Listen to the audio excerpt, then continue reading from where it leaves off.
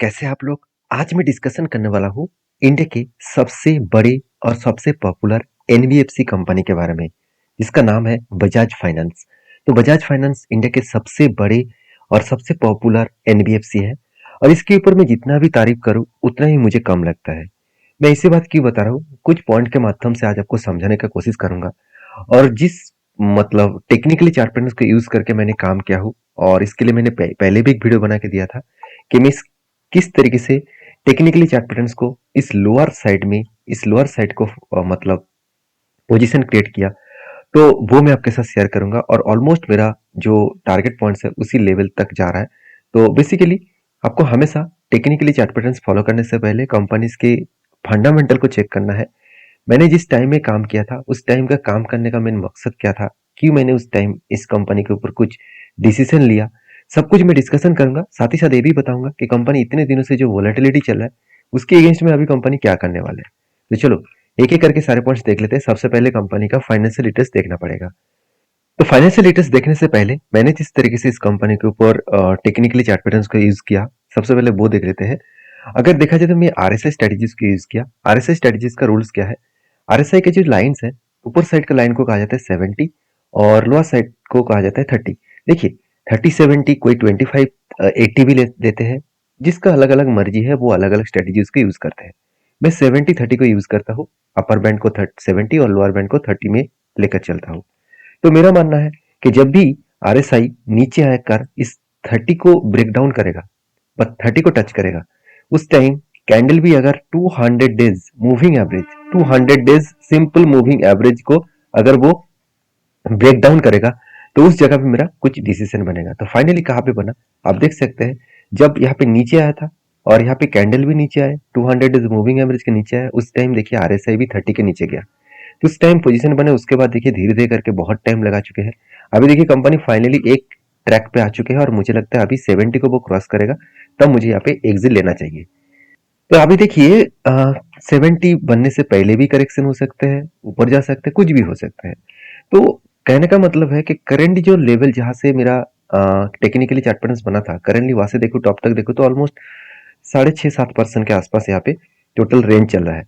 तो वो भी कितना, 50 दिनों का अंदर अंदर। तो 50 दिन मतलब अराउंड 2 मंथ्स के अंदर अंदर। तो 2 मंथ्स में इतने बड़े कंपनी के ऊपर 6-7% गेन बना, इतना आसान नहीं है। तो क्या कहेंगे कि सर इस तरीके से स्ट्रेटजीज क्या पहले भी काम कर रहे थे? तो पहले कितना काम कर रहा था वो तो मैं दिखाऊंगा। उससे पहले मैं ये दिखा देता हूँ इस टाइम में कंपनी के ऊपर एंट्री लेने का मेरा मेन मकसद क्या था। क्या सिर्फ स्ट्रेटजीज था? बिल्कुल नहीं। मैं हमेशा स्ट्रेटजीज को फॉलो करके काम नहीं करता हूँ, मैं उसके साथ साथ फंडामेंटल्स को भी चेक करता हूँ।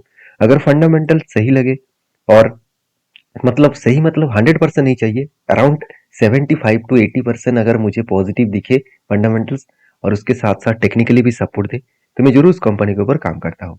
तो जो टाइम ऑफ पीरियड था जब मैंने इस कंपनी के ऊपर कुछ डिसीजन लिया, वो था 2022 का, सॉरी माफी चाहता हूँ 2024, और वो भी अक्टूबर मंथ का।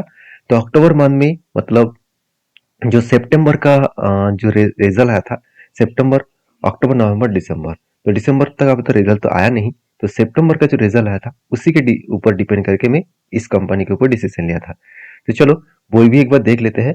मैं अगर क्वार्टर के रिजल्ट में जाऊँ और यहाँ पे देख सकते हैं जून के बाद सितंबर का जो डेटा है, अगर देखा जाए सितंबर में हाईएस्टली सेल्स मतलब रेवेन्यू जनरेट हुआ था, जो पिछले सितंबर के तुलना से बहुत गुना ज्यादा है। एक्सपेंस इंटरेस्ट सब कुछ मिटाने के बाद कंपनी का जो नेट प्रॉफिट था वो भी हाईएस्ट देखने को मिला था।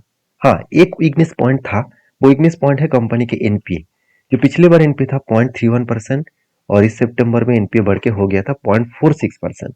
मतलब एनपीए जो है वो ज्यादा देखने को मिला था और इसी ज्यादा होने के कारण कंपनी के ऊपर थोड़ा सा करेक्शन देखने को मिला। ये जो टाइम ऑफ पीरियड में करेक्शन हुआ था ना, यही रीजन के कारण से, यही रीजन मतलब कंपनी के एनपीए बढ़ गया था, तो एक नेगेटिव सेंटीमेंट क्रिएट हुआ।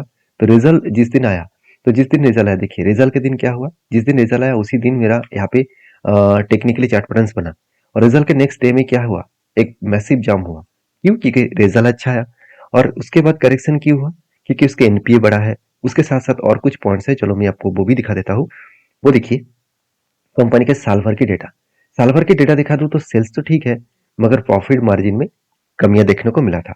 मतलब टीटीएम मतलब का है टिल टू मंथ, मतलब टिल टू मंथ मतलब last date of day of period में, मतलब आज से लेकर 1 साल तक पीछे जाएंगे तो जो टाइम ऑफ पीरियड में गया उस टाइम में कंपनी का सेल्स एंड प्रॉफिट कितना था।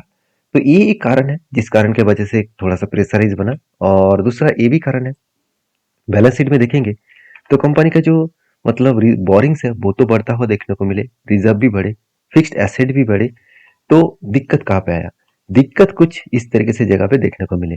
अगर ध्यान से देखेंगे तो total number of share holders जो है करीबन 8,05,000 के ऊपर आसपास शेयर होल्डर्स था। वो घट के हो चुके 7,80,000 के आसपास।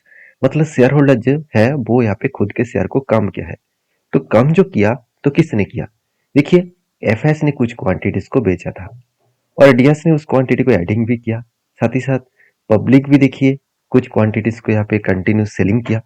तो पब्लिक ने सेलिंग किया और एफआईएस ने सेलिंग किया। इस दोनों कारण के वजह से जो शेयर होल्डर्स है वो कम होता देखने को मिले। तो क्या इसके कारण बहुत बड़ा खतरनाक कुछ चीज होने वाला है? बिल्कुल नहीं। जो प्रोमोटर ने माल सॉरी जो एफएस ने माल बेचा वो ना के बराबर है। जो डीएस ने माल बेचा वो भी सॉरी डीएस ने जो माल खरीदारी किया वो छोटे मोटे अमाउंट का है। तो पब्लिक ने जो माल बेचा वो भी ना के बराबर है। इसका मतलब इस तरीके से सिचुएशन बहुत बार आपको दिखेगा। आप देखिए, यहाँ पे माल था, माल खरीदा, खरीदा, बेचा, फिर से देखिए यहाँ पे खरीदा, यहाँ पे बेचा। मतलब इस तरीके से तो चलता रहता है, यहाँ पे खरीदा, यहाँ पे बेचा।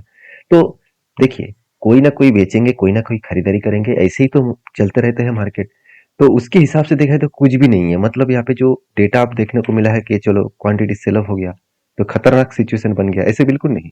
अगर मैं पीवीएस हिस्ट्री को भी चेक करके देखूं, देखिए मार्च 2023, उसके बाद जून 2023, देखिए मार्च 2023 में जो टोटल नंबर ऑफ इन्वेस्टर था, उसके बाद देखिए जून का जो क्वार्टर था वहां पे देखिए 2023 में शेयर होल्डर कम हो चुके हैं। अभी उसका डेटा मैं यहाँ पे चार्ट को दिखा दूं तो चलो चार्ट में एक बार 2023 का मार्च का डेटा एक बार देख लेता हूँ तो आपको आसानी होगा समझने में। तो एक बार मैं आपको मार्च के डेटा दिखाना चाहूंगा। देखिए मार्च का जो डेटा है, देखिए मार्च का जो डेटा शुरू हुआ ना, उसके बाद जब देखिए सेलिंग हुआ तो नीचे तो आया। उसके बाद देखिए जून क्वार्टर आने से पहले क्या हुआ? मैसिव जाम हो गया। मतलब इस तरीके से शेयर होल्डर कम होना अ, आम बात है, ऐसे बहुत बार हो चुके हैं। तो सिचुएशन को समझिए, समझ कर काम करिए। ऐसे नहीं कि कंपनी बेकार है। अगर मैं पेयर ग्रुप से भी बात करूँ ना तो आप देखेंगे तो टोटल जो सेल्स क्वार्टरली सेल्स है, जो सेक्टर वाइज सेल्स है, टोटल एवरेज 230 कंपनी के जो टोटल कंपनीज है एनबीएफसी, उससे अगर एवरेज करूँ, उसके अगर मीडियम करूँ तो भी इस कंपनी का सेल्स अच्छा है। और प्रॉफिट में थोड़ा सा करेक्शन देखने को मिला और यही कुछ रीजन के वजह से कंपनी के ऊपर प्रेशराइज बनता हुआ देखने को मिले। बाकी तो सारे पॉइंट्स ठीक ठाक दिखेगा। जैसे वैल्यूएशन के हिसाब से बात करूं तो इंडस्ट्रीज के पी रेशियो के आसपास ही है, उतना ज्यादा भी नहीं है। क्योंकि देखिए 28 और 25 तो आसपास है। और मैं खुद के पी रेशियो की भी अगर 5 साल देखूं तो देखिए एक टॉप लेवल चला गया था 100 के आसपास और आज वही लेवल में है कोविड के लेवल में। मतलब कंपनी यहाँ से एक मैसिव जंप करने के लिए बहुत तैयारी कर रहा है। क्योंकि आप खुद ही देख सकते हैं कंपनी किस तरीके से यहाँ पे खुद को मेंटेन कर रहा है, किस तरीके से यहाँ पे खुद को यहाँ पे आगे बढ़ा रहा है। और टिल टू मंथ के जो अर्निंग पर शेयर है आप खुद ही देख लीजिए, अर्निंग पर शेयर कहाँ आ गया था? एकदम ना के बराबर। जून के 2021 में एकदम ना के बराबर अर्निंग पर शेयर था और आज अर्निंग पर शेयर कहाँ पे है? कितना बड़ा 248 के आसपास अर्निंग पर शेयर है। तो सोचिए, अगर मैं जून के 2021 का डेटा दिखा दूं, सॉरी जनवरी का 2021 का डेटा दिखा दूं तो आपको पता चल जाएगा कि कंपनी का हालत क्या हुआ था। चलो एक बार मैं जूम को छोटा कर लेता हूँ।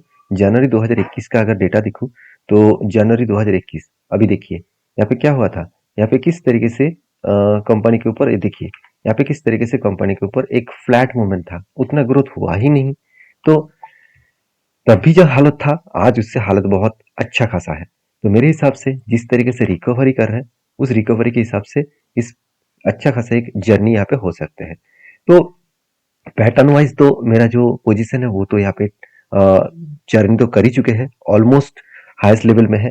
कि इस तरीके से स्ट्रेटेजीज पहले भी हुआ था? हाँ बिल्कुल हुआ। चलो वो भी मैं आपको टेस्टिंग करके दिखा देता हूँ। देखिए यहाँ पे भी देखिए आरएसआई नीचे आया 30 के नीचे। उस टाइम इस कैंडल ने लोअर साइड को मतलब 200 डेज मूविंग एवरेज के नीचे आया और उसके बाद देखिए धीरे धीरे करके और भी नीचे आए। उसके बाद जंप किया और जंप जो किया तब कब किया? यहाँ पे तो कितना 52 डेज में 10% का यहाँ पे ग्रोथ दिखाया। उसी तरीके से अगर मैं और भी पीछे चले जाऊं तो आपको यहाँ पे भी दिखेगा। देखिए मैंने ऐसे नहीं कि मैंने काम नहीं किया, हर जगह पे मैंने काम किया और मैं काम करने के बाद ही आपको टेस्टिंग करके दिखा रहा हूँ। हाँ मैंने बहुत सारे टेस्टिंग मैंने किया जहाँ पे काम नहीं किया, मगर मैंने बैक टेस्टिंग बहुत ज़्यादा किया।